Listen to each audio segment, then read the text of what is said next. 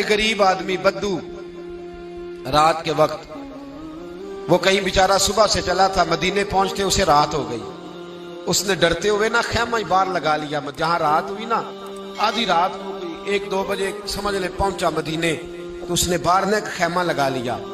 بیوی اس کی امید سے تھی، بچے کی ولادت کا وقت قریب آ گیا، بیمار ہو گئی. اس نے خیمہ لگایا، بیوی اندر ہے. حضرت عمر فاروق گشت پہ تھے رات کو، ساتھ ایک غلام تھا.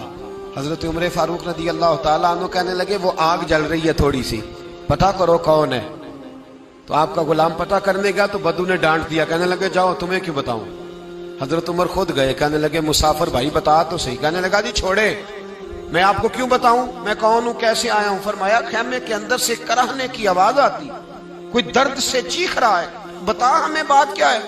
کہنے لگا جی میں فلاں بستی فلاں علاقے کا ایک غریب ہوں، امیر المومنین عمر فاروق سے ملنے آیا ہوں، اور رات ہو گئی ہے تو یہاں خیمہ لگایا ہے، صبح میں ان سے مل کے چلا جاؤں گا. تو رات کو تکلیف دینا پسند نہیں کیا، تو میری بیوی امید سے تھی، اب بچے کی ولادت کا وقت قریب ہے، پاس کوئی نہیں. حضرت عمر کہنے لگے تو ٹھہر میں ابھی آیا. چہرے پہ نقاب ہے، اسے بتایا نہیں میں ہی امیر المومنین. عمر دوڑے گئے، اپنی زوجہ سے کہنے لگے اگر تجھے بہت بڑا اجر مل رہا ہو تو حاصل کرے گی. کہا کروں گی. تو کہنے لگے چل پھر میرے ساتھ، بہت بڑا اجر ہے. ایک دوست کے ہاں ولادت کا وقت ہے، ضرورت کی چیزیں ساتھ لے لو. اس عورت نے تھوڑے دانے لے لیے، گھی لے لیا. حضرت عمر سے کہنے لگی لکڑیاں اکٹھی کر لیں.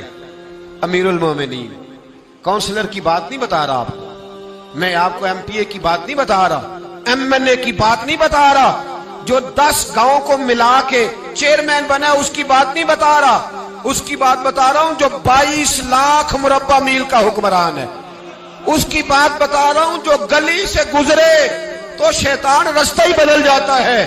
اس کی بات بتا رہا ہوں جس کے بارے میں میرے مصطفیٰ کریم صلی اللہ تعالیٰ علیہ وآلہ وسلم نے فرمایا میرا عمر تو وہ ہے کہ 950 سال حضرت جبریل بھی اس کی شان بیان کرے تو عظمت ختم نہیں ہوتی.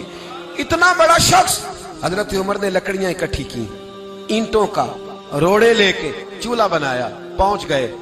آپ کی زوجہ کہنے لگی یہ تھوڑے دانے ڈالنے، گھی ڈالنے اور ایک لکڑی لے کے اس کو ہلائیں، تیار کریں.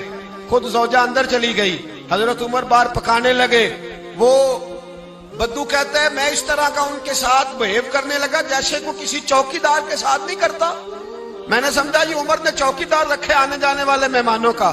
میں کبھی پانی کا پیالہ مانگتا، کبھی کوئی بات، عمر دوڑے جاتے، کبھی پانی لاتے. او مسلمانوں، او میرے رسول کے غلام عزیزو، حضرت عمر فاروق. وہ غلام کہتا ہے میں عمر سے کہتا، میں کہتا غلام پانی لا تو عمر دوڑ کے پانی لاتے. میں کہتا تجھے گھی پکانا بھی آتا ہے، پہلے بھی کبھی پکایا ہے؟ تو عمر فرماتے کوشش تو کر رہا ہوں. میں کہتا پہلے بھی کبھی تیری بیوی نے یہ کام کیا ہے؟ تو حضرت عمر کہنے لگے مجھے یاد نہیں، پوچھ کے بتاؤں گا. کہتے ہیں کیا رنگ تھا، کیا انداز تھا، کیا مصطفیٰ کی تربیت تھی، کیا انداز حضور نے سکھائے غلاموں کو. یہ کس طرح کا امیر ہے کہ یہ ہنڈیا پکا رہا ہے، پھونکے مار رہا ہے ایک غریب کے لیے، دیہاتی کے لیے جسے جانتے بھی نہیں. اندر اس شخص کی بیوی کے ہاں بیٹا پیدا ہوا تو حضرت عمر کی بیوی اندر سے بول کے کہنے لگی امیر المومنین مبارک ہو، آپ کے دوست کے ہاں بیٹا پیدا ہوا ہے. جب کہا نا امیر المومنین مبارک ہو تو وہ شخص کہتا ہے میرے ہاتھ کانپنے لگے اور میں اس طرح دوڑا کہ میری پگڑی گر گئی. میں دوڑا تو عمر نے بلایا، کہا کدھر جاتے ہو؟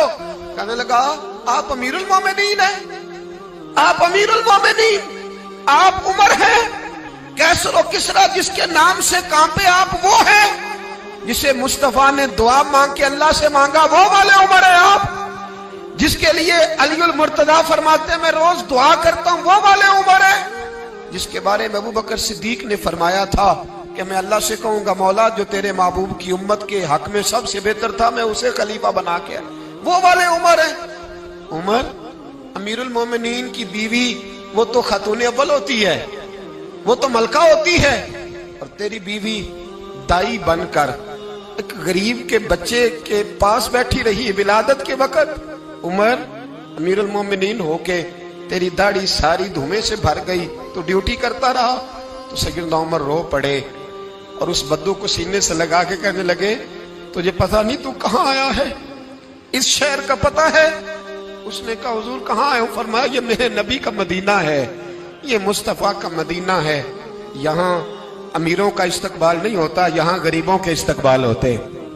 یہاں حضور نے اس اسٹیٹ پہ میرے رسول پاک نے وہ والا رنگ دیا ہے کہ اب غریب سر اٹھا کے جینے لگے ہیں، اب مزدوروں کو عزتیں ملنے لگی ہیں، اب یتیموں نے سر اٹھا لیا ہے کہ ہمارا کوئی سننے والا